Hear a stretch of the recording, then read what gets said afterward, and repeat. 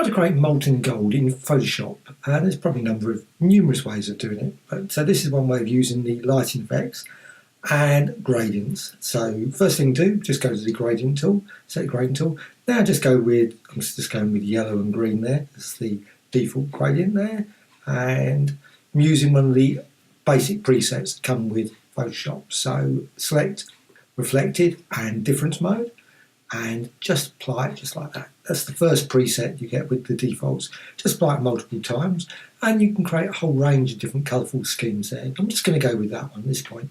So next thing to do, just go to blur and Gaussian blur, because there's a little bit of band in there. I just wanted to sort of blur it a bit. So, okay, once I've actually done that, just now go to the filter menu and just going to go down to render and lighting effects. Because what I want to do, I just want to isolate the whole thing. Now, at this point you can see over there, properties, I'm using a spot and I'm using quite high intensity. You can modify the various settings, just as long as you keep basically ambience really low and just concentrate in that particular area. Well, depending on obviously what colours, then you can move it around, decide where you want to actually have the spot. So, like I say, keep the ambience low so it's black all the way around. That's the key thing there.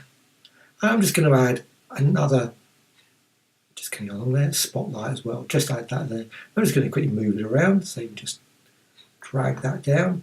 I'm just going to decrease the size a bit because I just want a couple of spots in this design, because that's just to give that sort of like reflected light on the gold. So just going to move that just down there. You can just place it there, so you've got that sort of nice line there, and you can obviously modify the various settings, the colour.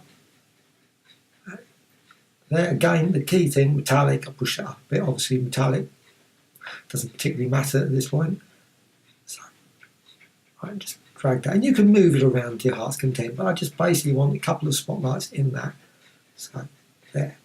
Okay, click OK. That's quite a nice sort of line. So once you've actually got that, notice it will slightly change afterwards. I'm not certain why. I'm certain there's some post-processing it works on. And what I want to do is now select. I'm just going to select the whole thing there. And now I don't want to actually select it as a circle, so I'm going to go for a transform. So just quickly go to there and select and transform selection. I'm just going to squeeze it a bit. So I just get ellipse. I just want the elliptical design. I don't want it to be circular. So just squeeze that in up there and rotate it around. This is rotating the selection, not the image.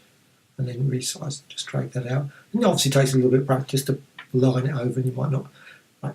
So you've got that ellipse around those two spots. Click OK. Once you've actually done that, we can do edit, obviously copy and paste, or Alt Option, that's another option you can do. And now you've got a copy there. Now you can remove the underlying copy if you don't want that. What I'm also going to do, I'm just going to select again just that bright spot there. Just going to quickly select that and then copy and paste that as well. So I've just resize that. So I'm going to have a couple more additional dots added. So just Alt Option again, just to duplicate that little spot. You can move them around, create a couple of little spots. Just you want to get that sort of create as if there's a lot of multiple lights hitting this molten gold effect. Right. So once you're actually happy with that, you can see there you've got the layers panel as well over there. Just go to the layers panel and you can select all those. Just select every one of those, obviously not background, just select the layers and then merge the layers via the layer menu. And there you've got that design there, all added to that. Now you can go to filter and I'm going to go slight blurring for that. Click OK, very 8 or 7, whatever, depending on the picture of size, of course. You've got the design there.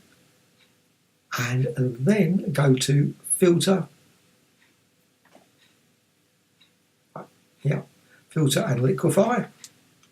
And once you're actually in liquify, what you can see, you've got the design. You can just then distort it and warp it around there.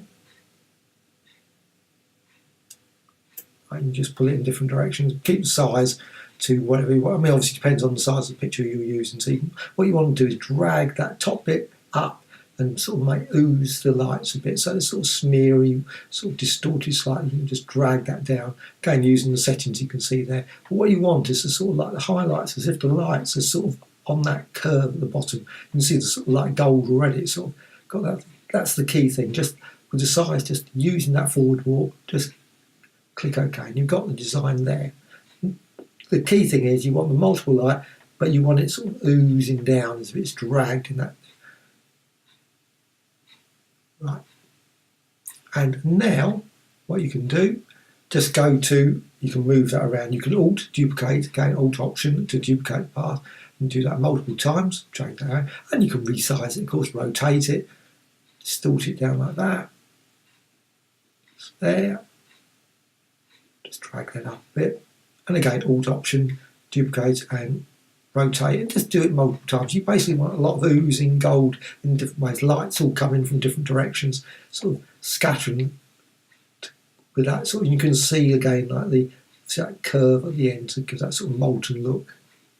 That's the key thing, which you can do in Liquify just by using a couple of lights and just oozing it down the bottom. Now, once you're actually happy with that, that's your overline image, layer and flattened image. And actually, at that point, you could stop there. I mean, it looks fairly golden, but you can actually just go to Image and Colour Lookup, and you go through a whole range. And I always like to go explore because I sometimes I think, all right, that looks nice. I'll go for another couple of them, Fuji, etc. And some look are terrible. They just don't look good at all, and you might be unhappy. That one's quite a nice one. But to actually get the golden effect, I would say go up to the edgy amber, and that's the key thing. I'm just going to go up to there a few seconds, just once I've run through them. I say some don't do anything. That one just completely removes it. Edgy amber, that's the nicest one, I think. Gives that sort of golden effect there. Hope you found this of interest. Thank you much.